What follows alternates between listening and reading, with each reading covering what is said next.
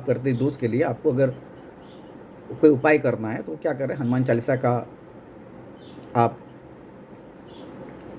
पाठ करें लगातार और एक संकल्प के साथ करें, क्योंकि संकल्प में शक्ति होती है। तो आप संकल्प के साथ करें कि आप 11 करेंगे, 154 करेंगे, 21 करेंगे, 108 करेंगे। वो उसका तय समय कर लीजिए कि हे प्रभु हम ये करेंगे, मेरे दोस्त को निवारण करिए आप। उसके अलावा रुद्राभिषेक कर सकते हैं भगवान शिव का, क्योंकि भगवान शिव चंद्रशेखर हैं, चंद्र का मतलब चंद्रमा, और वो देवादिदेव हैं, तो इसलिए आपको वहाँ से भी राहत मिल जाएगी।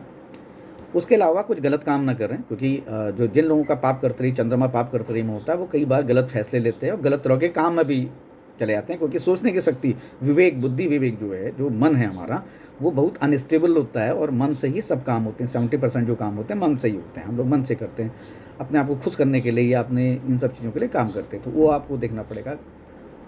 आप पूजा करिए, भगवान पे विश्वास करिए। और एक और है, जिन लोगों का पाप कर्तरी में है वो उनको लिए ध्यान करना बहुत ज़रूरी है। वो ध्यान करें, वो लोग, उन लोगों के लिए ध्यान करना बहुत ज़रूरी है। तो अगर आप ध्यान करते हैं, आप पूजा पाठ करते हैं, आप रुद्राभिषेक करते हैं, आप हनुमान चालीसा का पाठ करते हैं, या जो भी आपके आराध्य आपके इष्ट हैं उनकी आप अगर पूजा पाठ करते हैं, तो आपको पाप कर्तरी से थोड़ी राहत मिलेगी। घटनाएँ घटेंगी जीवन में, मान के चलिए नौकरी जानी है तो नौकरी चली जाएगी, ये भी हो सकता है कि जल्दी तुरंत नौकरी मिल जाए। शादी में दिक्कत आ रही है, जहाँ पर 100% दिक्कत आने वाली थी वहाँ उतनी नहीं आएगी, 10% आएगी, आप मैनेज कर सकते हैं। तो आप ये ज़रूर देखें कि आपकी कुंडली में पाप कर्तरी योग कहाँ किस भाव में बन रहा है और कौन कौन से ग्रह हैं उसके पास। तो आप ये जब देखेंगे तो आप अपनी चीज़ों का निवारण आसानी से कर पाएंगे। और उस हाउस से जुड़ा हुआ, जैसे मान के चलिए कि आप चंद्रमा बैठे हैं आपके 7वें नंबर के भाव में, तो आप ये देखिए कि उसके भावपति कहाँ बैठे हुए हैं, उसके जो भाव के स्वामी हैं वो कहाँ बैठे हैं, उनका निवारण भी आप कर सकते हैं, उनके जरिए भी कर सकते हैं। चंद्रदेव के लिए एक अच्छी रेमेडी है जो मैं अक्सर यूज़ करता हूँ और अपने बहुत सारे क्लाइंट्स को मैंने इसके जरिए इसको बताया, उनको फ़ायदा हुआ है, कि आप चांदी की चेन पहन सकते हैं।